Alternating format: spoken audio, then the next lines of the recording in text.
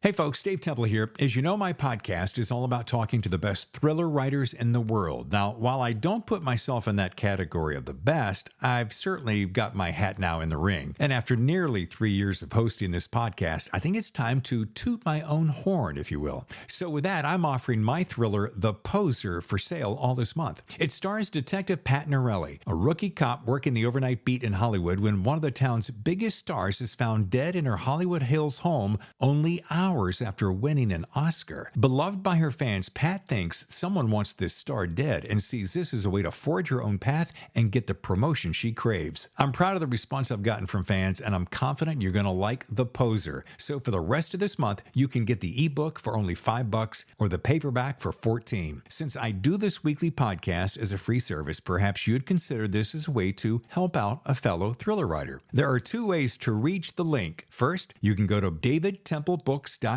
scroll down to see The Poser, click, and you're on your way. Or head over to Amazon. You can find it there. Again, davidtemplebooks.com or Amazon. Thanks in advance for your support. And now, on with the show. Hello and welcome to The Thriller Zone. I'm your host, David Temple. And on today's 154th episode is what I'm calling a bonus or replay episode, where we ordinarily feature newer or even debut authors. That is not the case today. Today, I have two reasons for providing you a bonus or replay episode. First, I wanted to reach back into our archives and visit one of my favorite episodes in the past year or so. The reason I chose today's guest is because, besides being a thoroughly charming and engaging guest, David Ellis is also a remarkable talent with a stack of books to his credit. He also shares a byline with legendary writer James Patterson. David Ellis is our guest today, and I trust you'll enjoy it. The other reason I'm choosing to air a replay is because I recently underwent major surgery, and because of it, my doctor has told me to slow down and take time to repair. Yeah, he doesn't know me that very well, does he?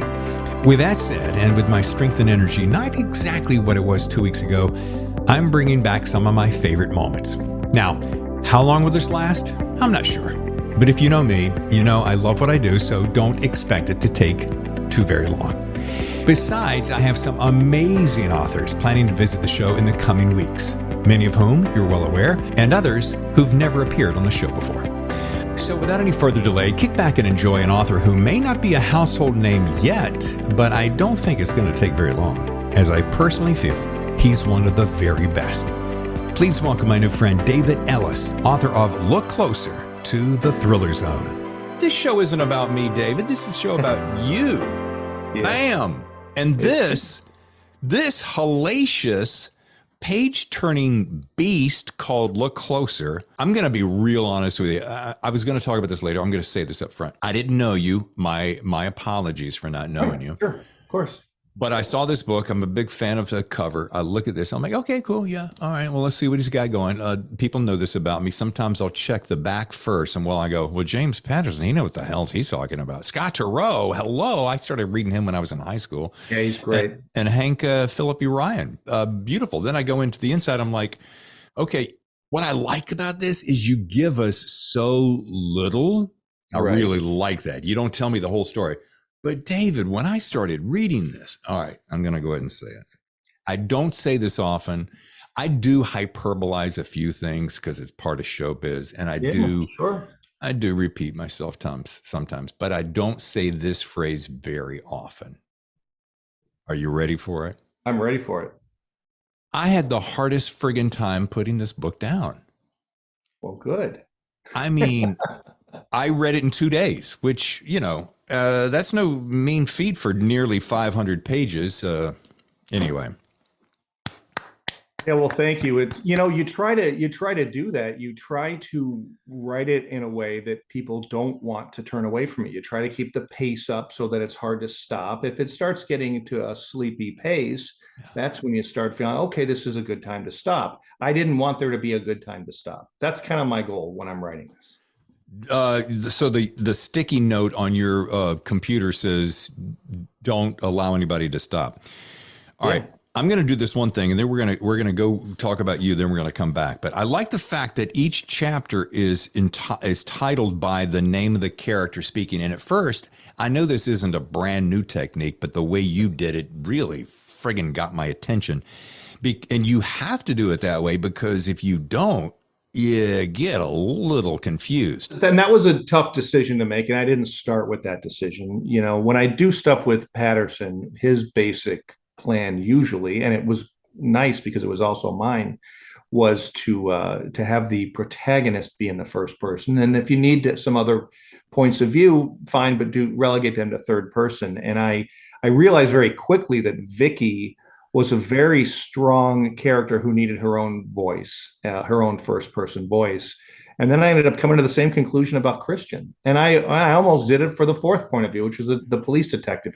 She worked better in the third person for this book, but the others, they became so big to me as I was writing. I said, no, I have to let them talk. And they all sound a little different. Yeah. And because you don't want them sounding all the same, and they shouldn't sound all the same because they're very different people. So yeah, it ended up working out pretty well. I didn't plan it that way to start. All right. Well, we're going to save some of the juice. Meg Gardner, by the way, co-writer of that on the show. Not to name drop, but it's kind of what I do. Meg Gardner is awesome. Don't get me started. She's a hero of mine. All right. Now, I want to back up a little bit, because I did say I want to talk about you, and you're so approachable. I love this. I love the fact that I'm talking to a judge who is so approachable, and I'm not in trouble, so that's a bonus. And you're not in trouble. Yeah. Yeah. So just a few years ago, and I'm gonna look like an idiot. I'm just gonna tell you up front, so I'm okay there. You were sworn in as the youngest serving justice of the Illinois Appellate Court for the First District. Now, I'm guessing you're still fighting that fight, right? I still am an appellate judge. Yes, I'm in my 8th year. Okay, I'm still the youngest. That is impressive. So excuse me, what is part of the silly part of the question? And that is, what exactly is the significance of being the youngest justice? Is it just because generally everybody's old farts? I mean, we have some, one of the judges in my division is 85, and the median age is probably 70. A lot of people, David, are on the trial court first. So I'm on the appellate court, the Court of Appeals. Any case that comes out of the first district, which is Cook County, Illinois, which is dominated by Chicago. So all the crime out of Chicago and all the civil, any civil or criminal appeal goes to me. A lot of people are in the trial court first, and they spend years doing that. They might spend 20 years as trial court judges, or 15, and then run for the appellate court. I ran straight for the appellate court because I thought that was my skill set. I'm a writer. And it's a written job. It's a writing job. You don't see the parties very often. The lawyers might argue before you for 15 minutes, but the trials, that's all happening in the court below me. So yeah, I suppose I'm younger because I went straight to the appellate court. I ran for that, but I thought it was a good fit, and I felt like I had a lot to say. I still do, which is why I'm still doing it, and it's worked out great. I guess it does beg the question, and we're going to get to this in the next question, but if you're going to be doing as well as an author, how long will you be sitting in the robe on the big bench until you just go, I really just kind of dig the hours and the wardrobe of writing better? Yeah. Right. Well, since the pandemic, a lot of the work I do is from home anyways. Everybody on our court has figured out, if they didn't already know, that this job is almost all electronic now.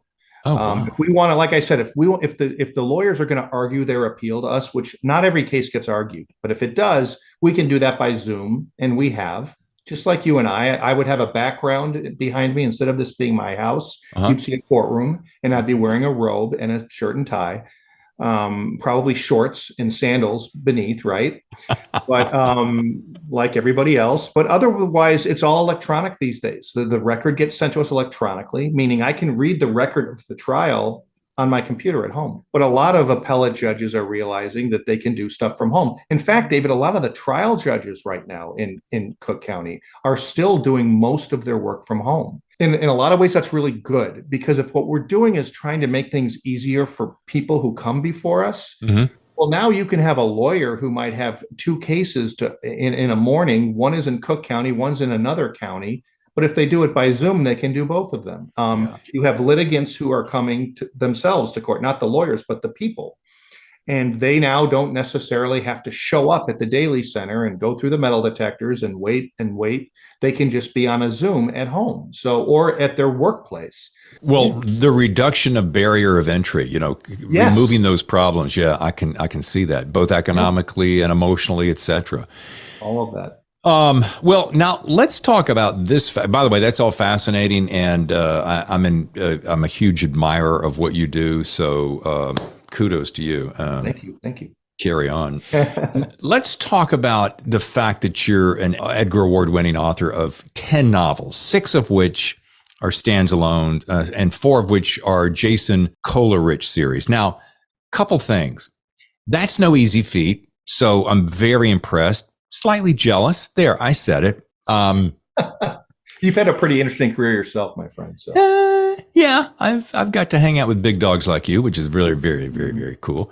As a sidetrack, I do want to ask, only because, again, I'm admitting my ignorance that I don't know much about you, but I can say that after having read Look Closer, although my TBR stack is about to right here, I do want to investigate more of you because you have such a great style. Well, thank you. That being said, can you tell me, if I were going to read one of the Jason series, Jason Coleridge, which one would you be? Because I know I can impress you by pulling them all up here if I wanted to. Here we go. So we got The Wrong Man, Breach of Trust, The Hidden Man, and The Last Alibi. Sure. So they can be read in any order, but Okay. The first one is The Hidden Man. That's probably where I would start for a lot of reasons. That was when I discovered Jason, and I realized that for the first time I could write a series, because my publisher, I've always had the same publisher of my solo books. It's Penguin Random House. They always want you to write a series, right? Because that's a brand, and if you like one, you'll go back and read the others, that kind of thing. And I never wanted to, because I always would crash and burn my characters by the end of the book. And I thought there's nothing left of them to write a sequel, and that's how I like to do it. But with Jason, he had already crashed and burned, and so he was a really interesting character because he was kind of coming up from tragedy, and so I found that gave him a life that I hadn't expected, and I told my publisher, and they were very happy to hear it. Hey, I'm ready to do a series. I'll write about Jason. The Hidden Man's probably a good place to start anyways. It was nominated for the LA Times Book Prize, so it got a lot of attention, and that was great for the book. The title is funny because it's a great title, but it's a title that I stole from an Italian book of mine. So my first book was called Line of Vision, way back in like 99, 2000. And in Italy, they named it L'uomo nascosto, which was called The Hidden Man. And I always thought, what a cool title, so I borrowed it many years later. Borrowed it from yourself. Yeah, and that was great. And the funny thing is no sooner do I tell them that I'm ready to write a series than the following happens. So at this point, I'm in Springfield. So I spent a few years. I left Chicago. I lived in Springfield, and I was the chief attorney for the Speaker of the House in Illinois. So I was the top lawyer for the Illinois House of Representatives. And that's when a guy named Rod Blagojevich is the governor. And so, as you know, he was a pretty interesting character, right? So I wrote the Hidden Man, and it was time to write my next book, but I was slowing down because Blagojevich was kind of at war with the legislature, and so I was working 20 hours a day trying to keep up with everything Blagojevich was throwing at us. And my publisher said, why aren't you getting your work done? Where's the book? And I said, well, we've got this crazy governor. His name is Rod Blagojevich. And of course, at that time, nobody knew who he was. It was before he got arrested. And they said, well, do you want to write a book about him? And I said, well, God, I just started this series. And like, well, can you take Jason and somehow insert him into state government and base a book about somebody like this governor? And so I said, okay, fine. I started writing it, David. I was like 3/4 done with a book that was probably kind of a character study of a guy who maybe started with good intentions as governor, and the people around him maybe turned him kind of bad. And it was a slightly different book than I was used to. And then comes December 9th, 2008. And that's the day that we all learned at the same time that the governor of Illinois had been arrested by the FBI. And it was across every news channel. And as soon as that happened, I was sitting at home that morning, and my sister-in-law from Dubuque, Iowa called, and my wife answers and says, she says, Dave, Angela is her name, my sister-in-law. Angela says, turn on the TV. And I said, well, I'm in Springfield, Illinois. She's in Dubuque, Iowa. What channel? And she said, any channel. Oh boy. So I turned on, I think CNN was on or something, and all Yeah. of a sudden the scrollers, governor of Illinois arrested, criminal crime spree, selling the Obama Senate seat. And at that moment, I knew that my book, which was loosely based on Blagojevich, had become not nearly as strange as reality. So reality had easily trumped my fiction. I threw the whole book in the garbage. And I rewrote what became Breach of Trust, the second Jason book, based much more on what was really going on. Not on the nose, but the same idea. Wow. What a fantastic story. Oh, it was unbelievable. And then I did the impeachment. I was the prosecutor in the impeachment trial because I was the lawyer for the House. So those were some strange times. And the book writing took a backseat for a short time there. Well, and that begs this question. How long had you been secretly, I'm going to use air quotes, secretly writing before you went at it full time? You must have been, with this kind of a talent, you must have been, squirreling away some personal shorts or journals or something. Yeah. I was a writer. I always tell people I was a writer before I was a lawyer, but then I stopped writing. I stopped writing in probably middle school, maybe freshman year of high school. In high school, there was no curriculum for creative writing. And before that, I would write plays. I entered some contests in like grade school, and I supposedly won those contests. Although when I look back, I think everyone who entered won.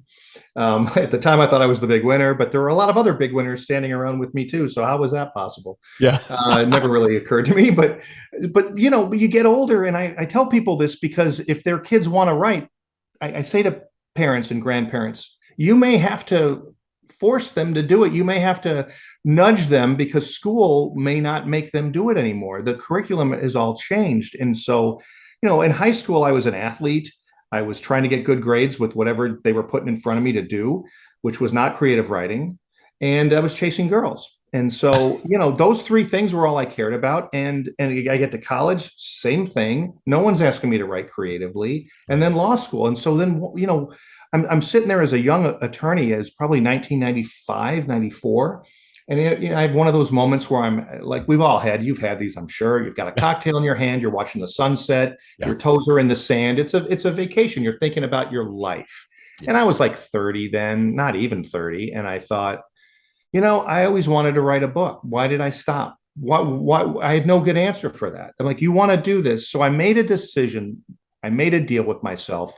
Not that I would give it a shot or I'd write a few chapters, but I was going to write a book. I was going to teach myself how to do it. And it might take me years, but I was going to see it all the way through. And it was secret, David. I didn't tell hardly anybody that I was doing this because the chances of failure were so high. But I said, you're not just going to think about it. You're going to do it. You're going to write it all the way, beginning, middle, end, and then you're going to try to get it published. And it took me 3 years to write, and I wasn't very good at first.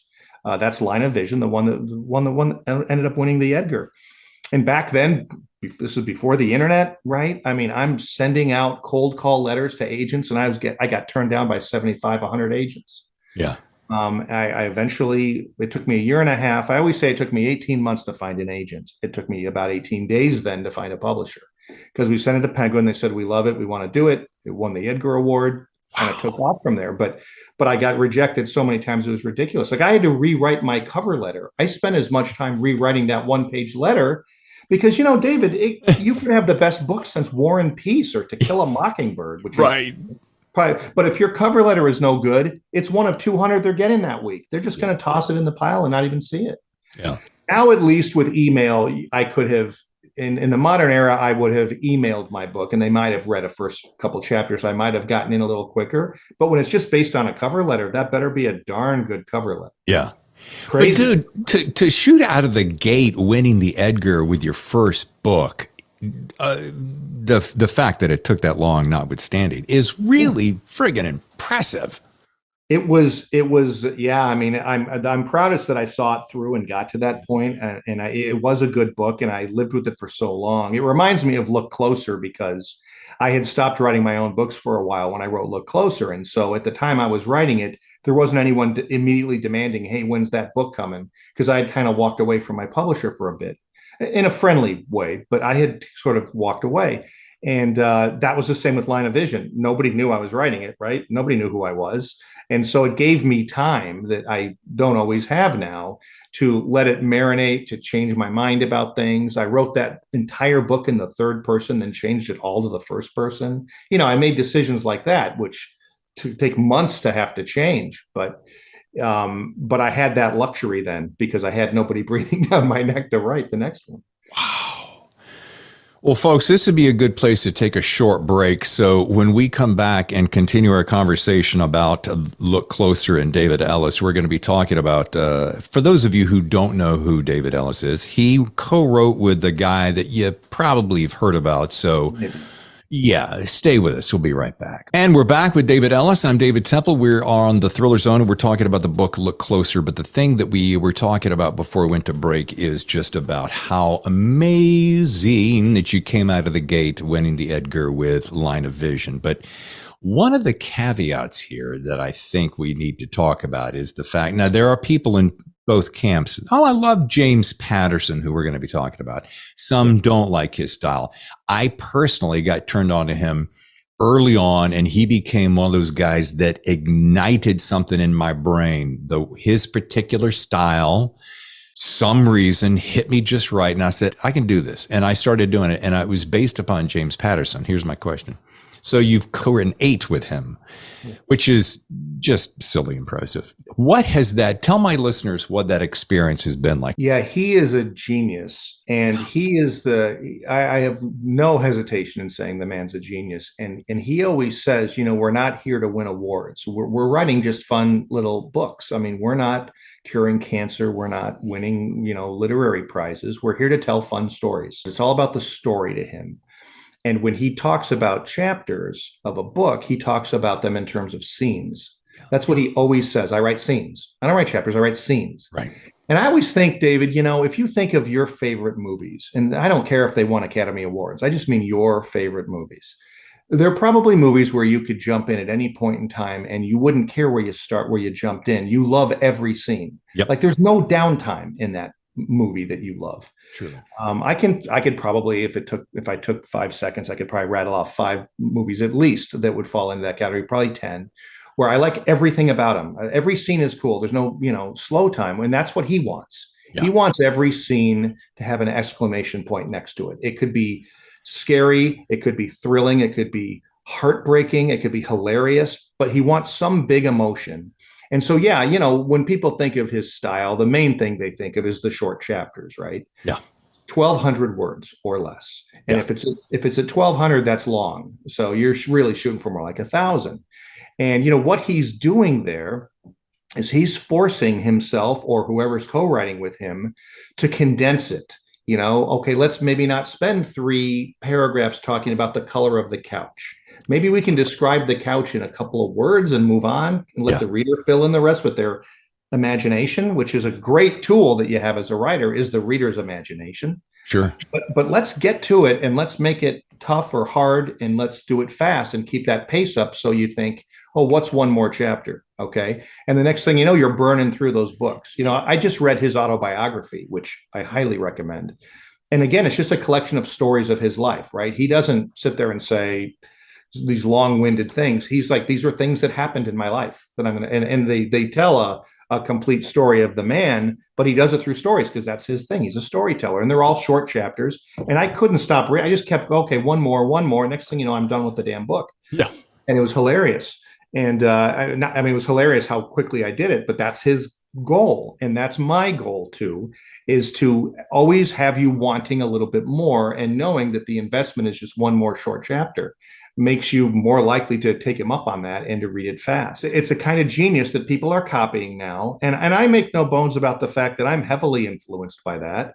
I wrote, Look Closer is like 460 pages, and people hear that and they say, oh my God, that's going to take forever to read. Well, it actually doesn't, because the chapters are short and tight. And I don't hold myself to the 1,200 words, but I come pretty close to it, I'll tell you. And if I'm at 2,000 or 2,200 words, I'm always thinking, do I need all this? Can I break this into 2 chapters?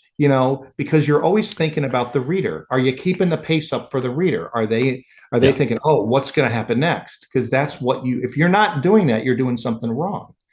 I think. I mean, at least for these kinds of books. I mean, there's other kinds of books out Yeah. there, but he's extraordinarily humble guy, which is crazy, right? I Yeah. mean, there's no reason for the man to be humble, but he is. And he's very chill. He's extremely laid back. He's not laid back about the quality of the book.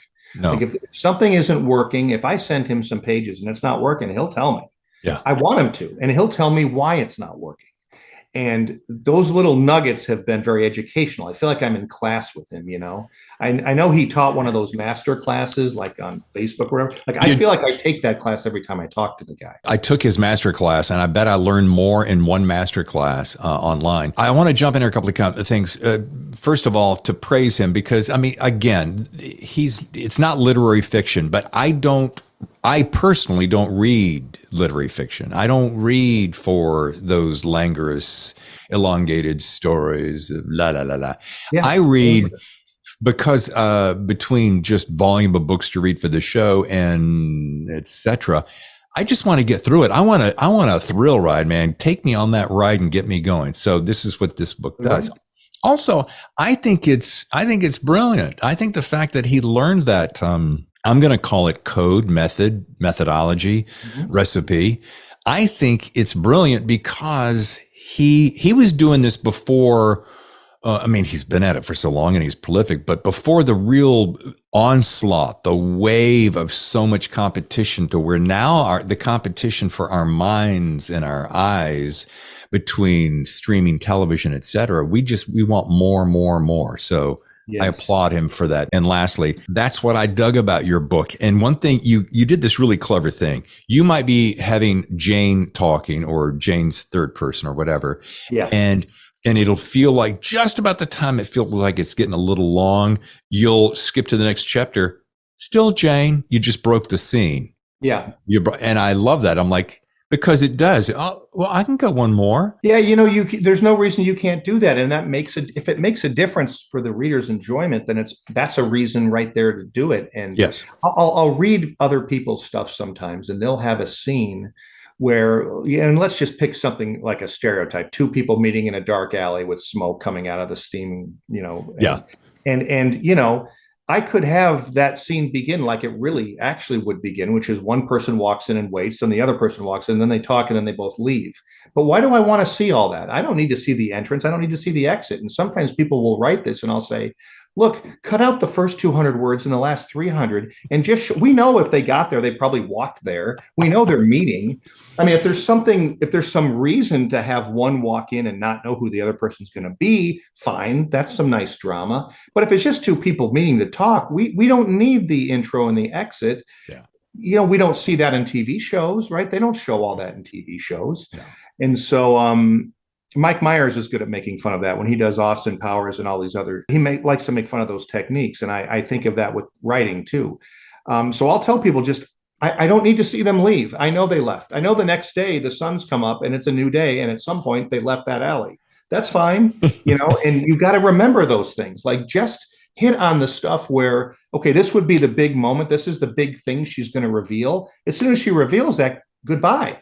Yeah. Go to the next scene, even if it's in the same room with the same people, because then number one, it keeps the pace up. Number two, it makes you understand this was a big thing you just heard. Yeah. Right? From a plot standpoint. Okay, if you're ending the scene on that must be really important. And that impresses in the reader. Now, I might be misleading you, right? This might be part of my misdirection in my little game, but that's still a reason to do it. If you have a reason to do it, do it. By the way, in case you're wondering about, here's a great example of white space for those looking at home, watching the show, is you might have a couple of pages like that. So when you make the comment about 460 pages, trust me, there's plenty of white space in there. So you're moving along quickly. But your characters were so well developed and so specifically different. And I am not, oh my God. She said, what are you going to say to David? I'm like, well, there's so many things I want to ask, but there's so many questions that point directly at the spoiler. So I'm like, this is one of those cases I have to step back and go, okay, David, do me a favor. Tell me what the book is. I mean, I love this line, which is on your website and it's on the book. The best lies are the ones closest to the truth, which I think is a brilliant axiom of life itself. But give me Give me a thumbnail of the book so that I won't ruin it for the people who are going to pick this up and read it. I know, you know what, David, it is the single hardest thing for me when it comes to this book is describing it to people. And I look at a lot of the reviews on, Goodreads or Amazon, and a lot of them say, just go in blind. I don't want to tell you anything because anything I tell you is going to only be partly true.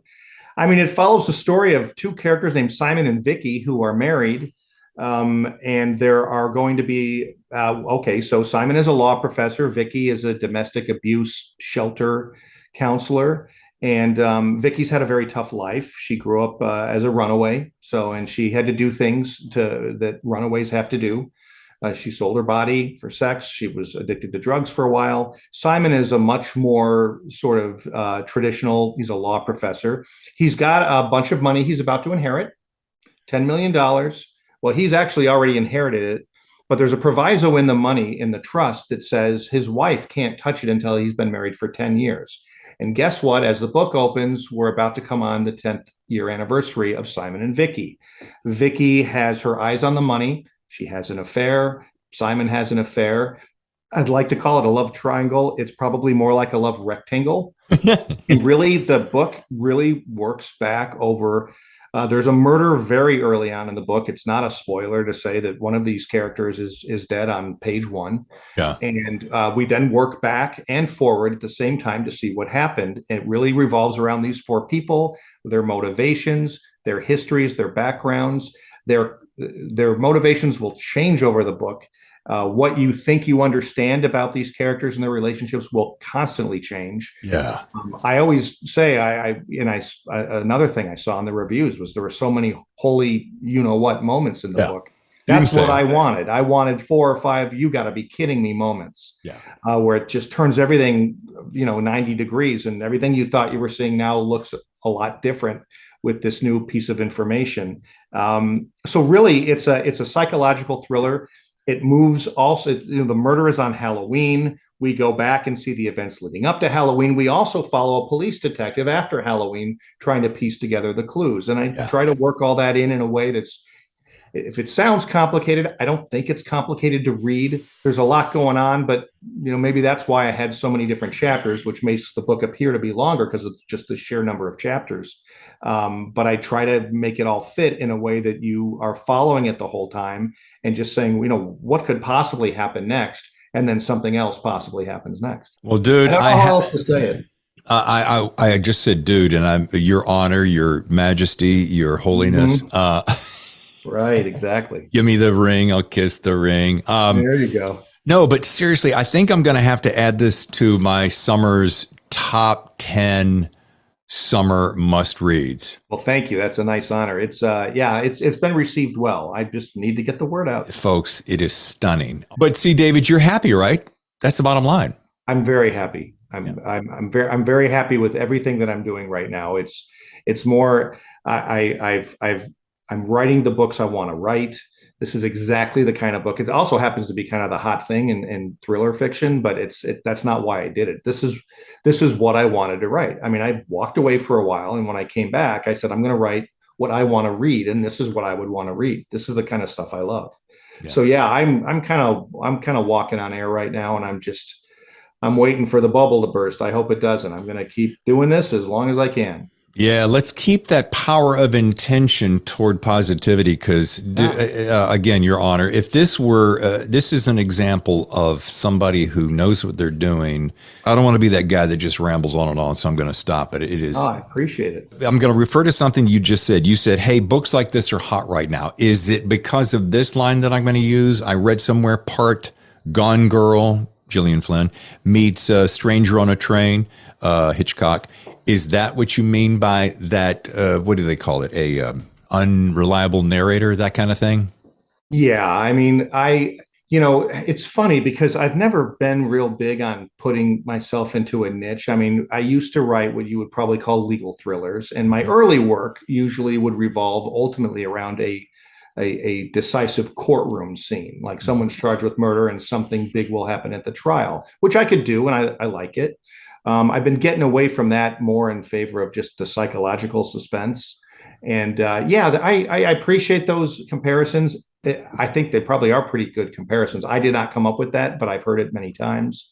In fact, somebody just did a review in Criminal Element, which is a magazine, an online magazine about this stuff, and they compared it to Gone Girl, and they said, but it's more life affirming than Gone Girl, which I thought was funny because I'm not sure I've thought of this book as life affirming.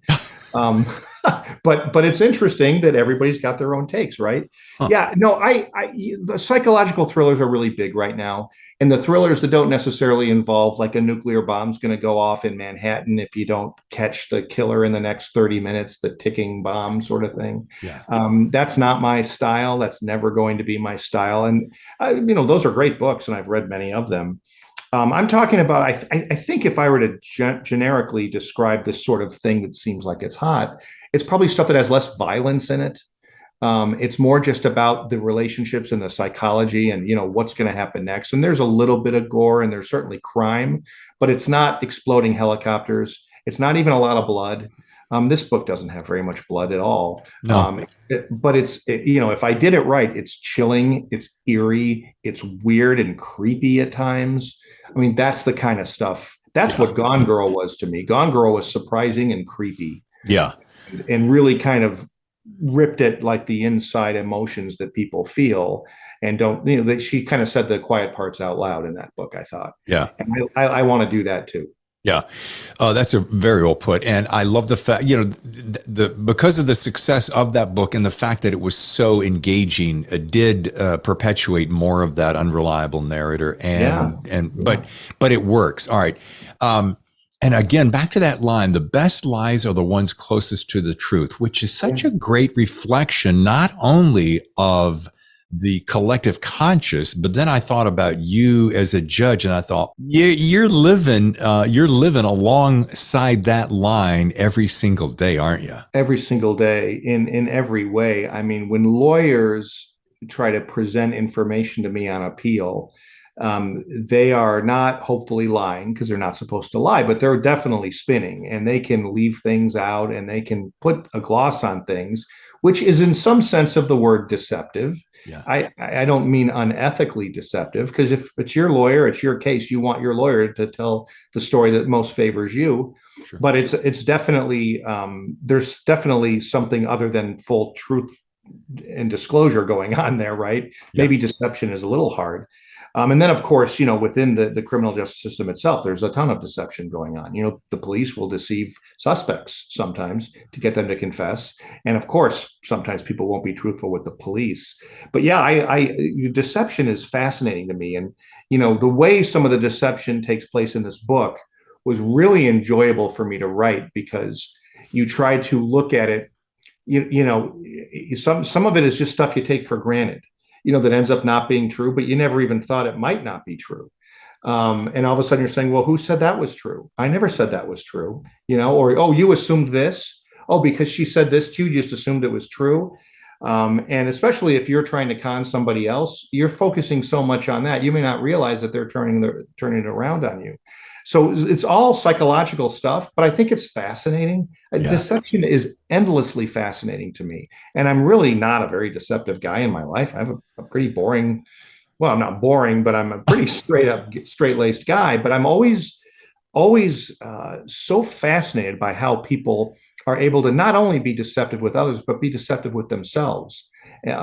People are really good at deceiving themselves all the time. Yeah. So there's so much grist there. There's so much for me to talk about in that area. By no means am I done. Well, no, clearly. Before we get to rapid fire questions and start to wrap the show, I want to ask you this, and I ask this of all my authors, and for a New York Times bestselling author as yourself, Edgar Award winning and so forth, you and this kind of track record, I mean, you don't get invited to the James Patterson Club if you're an idiot.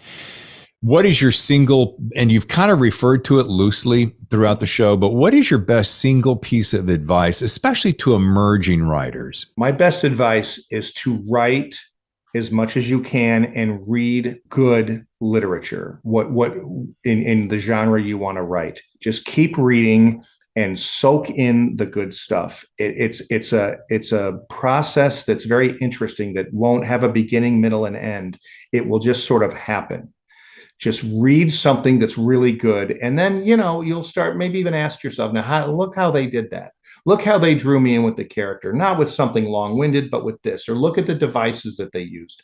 If you just keep reading, it's going to sort of happen. I mean, I didn't know how to write. I didn't have any writing courses in my background. I just knew what was good literature, and I knew how to recognize when my own stuff wasn't good enough yet. Yeah.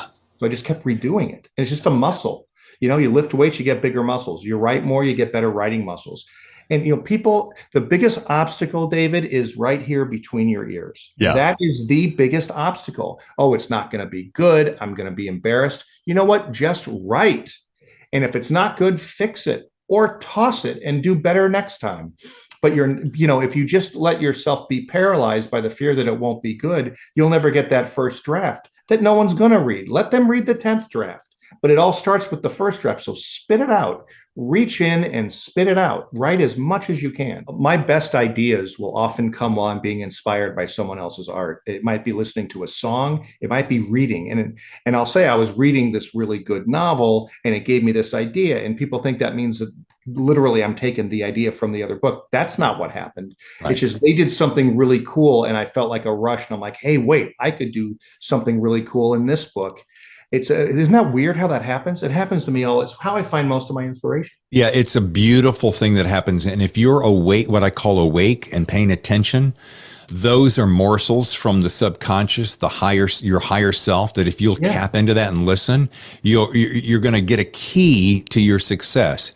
So something you wrote triggered something in my mind to go, oh, let me look at it this way. And so it allows me this paradigm shift and only makes me better. So, yeah, absolutely. Yeah. Awesome. Wow, that's a great, I'm very happy to hear that. That makes me feel very good that you said that. Thank you. Yeah, absolutely. All right. It is time.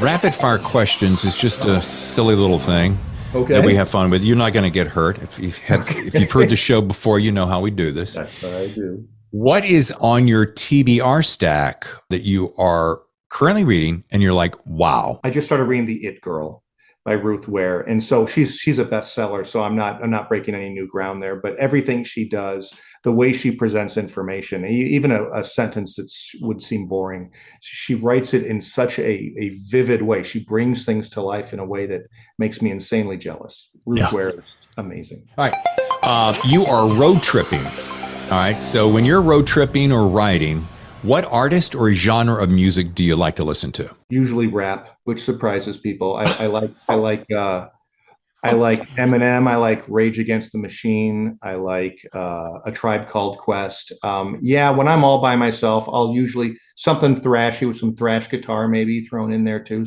Some Foo Fighters. I don't know why. You thought it was Yo-Yo Ma or something? I was going to go with one of my favorites, Dave Brubeck Quartet for classical jazz, or, you were going to pull some kind of a, country reference or something. I don't know why, but just I love it. Okay. But you know what? It's funny. Like my kids will listen to like Taylor Swift and I'll like, I like Taylor Swift. She's great. I mean, I used to be much more snobby about my music. Now anything, the hot hits that my kids have listened to, great. I love them. They're great. I can see you right now with a lighter out in a Taylor Swift concert. Probably not anytime soon, but. All right, number 3, finish this sentence for me. On my next completely free weekend, all I want to do is blank. Binge a show on a streaming series. I never get to do that, and I love that. 4th and final, what's the one writing experience you hope to have before handing in your keyboard? I'd like to do a screenplay that has supernatural elements. I've never done supernatural. Patterson and I have talked about doing it. If I wanted to, he'd probably think up something for me. But because he can do that in like a day and a half. He can come up with some idea. He's crazy. He's crazy. But yeah, supernatural. Sixth Sense. Shyamalan sort of stuff. Yeah, I love Shyamalan. I do too. Oh boy. Okay. Inside scoop. One day I want to meet James Patterson because I just think he's a genius beyond measure. So, well, he would certainly not present himself to you that way. He'd be wearing a baseball cap. He'd look like he just was fishing or something. Yeah, he'll show up and he'll chat with you, and he's just the most down to earth guy you'll ever meet. I love that. Folks, listen, if you want to learn more about my new friend, David Ellis, go to davidellis.com and follow him on Twitter at David Ellis Books. Dude, this was amazingly good. Well, you're the best, David, and you're a true pro. And I'll be knocking on your door anytime you'll have me. This was great. Well, I'll have you back. And folks, again, the book is Look Closer. Thank you. Yeah, it's been great. I'm blessed. I'm blessed. A lot of things have to come together, and hard work and luck. But also, you have such a great, solid attitude about it. And what you're doing is you're living your passion. And I believe personally, as long as you're living your passion, your place of intention is clear, you're not hurting anyone, you're only trying to be better, you can't lose, right?